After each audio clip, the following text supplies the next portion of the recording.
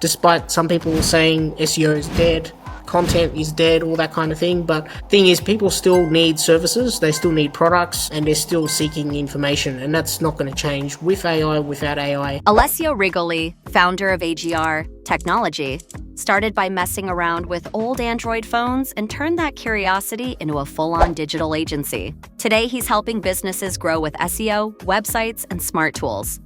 In this episode, he breaks down how he got started, how AI is shaking up search, and why simple stuff works best. It's best not to overcomplicate it, keep things simple, and you can always expand and customize down the track to add on more things. But those would probably be the two most effective and simple funnels, I think. AI is definitely, a great opportunity and will give a lot more flexibility in how we do SEO. So what are some of the non-negotiable principles you kept in place as the business really scaled? So first thing I would probably say, E-coffee with experts.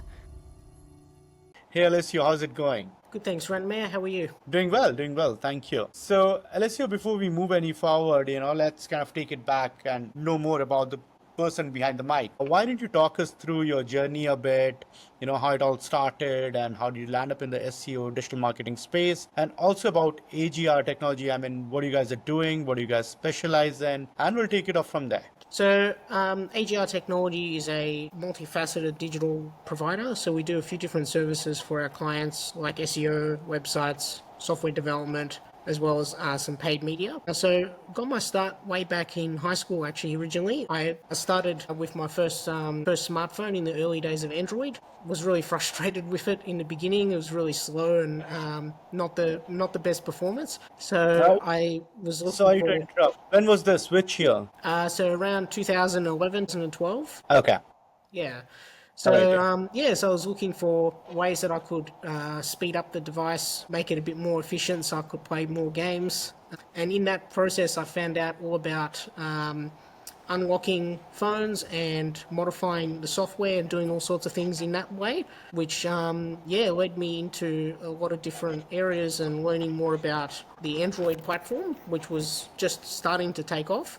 So that kind of got me curious a lot about how different things work and how different pieces of software interact with each other. From there kind of learned a little bit about building basic websites, building out simple software and tools. And then from there, just getting into blogging and then working out, once you publish the content, how can you actually get people looking at it? And that's what kind of led me into SEO and getting into that side of things. Lovely. And like you mentioned, you guys started as a blog and a YouTube channel, right? So what pushed you to make the, leap from passion project to full service agency, like a real business? Yeah, definitely. For a while, it was just a passion project on the side as a blog and YouTube channel. But over time, as I learned more about SEO and digital marketing in itself and started to apply those learnings, I started to see some major results from that. And it was really amazing to see how you can publish something and reach so many people.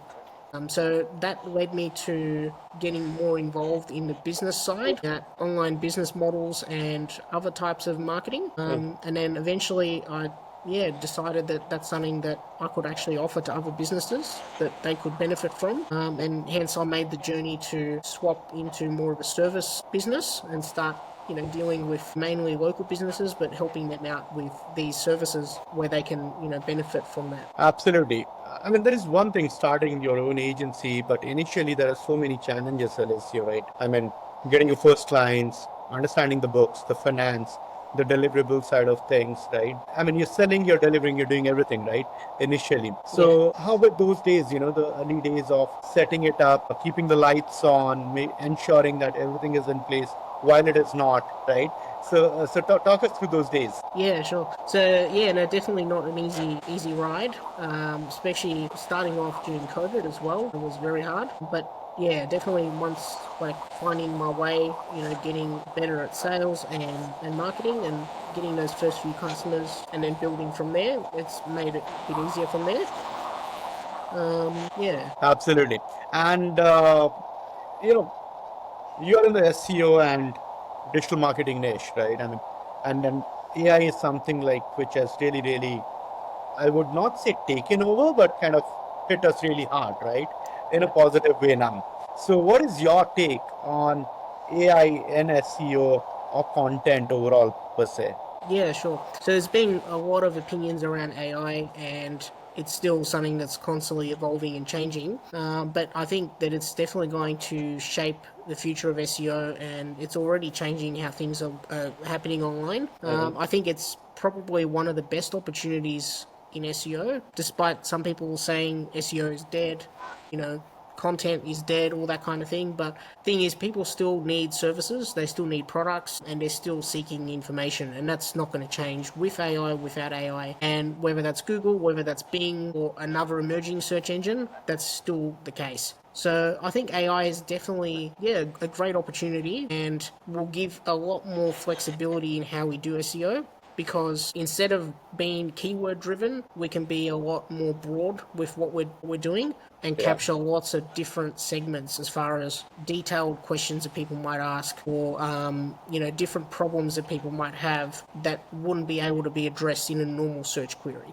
So I think we're going to see a lot more really detailed searches, and that's where AI, I think, is going to be really useful to tap into. Absolutely. And, talking about searches, right? How do you think, search, or let's say search engines overall is going to be impacted with all the LLMs now coming through? Yeah, so I think we've got two kind of ways that can go. So the first way is that the LLMs that the search engines use, like Google, may potentially get worse over time if they're starting to ingest other AI content and training on that content. But on the other side of it, there'll be a lot of areas that will be disrupted for sure. So, for example, the websites that might have content around definitions and things like that, where they then monetize with advertising, those types of websites I think will be disrupted. But websites like local businesses, service providers, e-commerce brands, software brands, I think will have new opportunities to capture traffic from these LLMs, and as I mentioned before, more advanced and nuanced queries. So things that you wouldn't be able to capture in a traditional keyword-based search. So yeah, I think definitely there will be opportunities. Talking about opportunities, Alessio, I mean, you took the plunge and now you are, you have scaled the operation with international arms, right? So what are some of the non-negotiable principles you kept in place as the business really scaled? Yeah, no, for sure. So number one is definitely quality, making sure that every customer, every project that gets looked at is checked very thoroughly. So we're not going to take on a project if it's something that we can't help or we can't do things around. And also making sure that there's plenty of opportunities for that particular customer to benefit from the work that we're doing. What we're doing is complementing with what they already have, and also laying the groundwork for any future stuff as well, to make sure there's a really strong foundation that's there. So those would be probably the principles, I think. Absolutely. And Alessio, I mean, you have grown your agency multi-folds, right?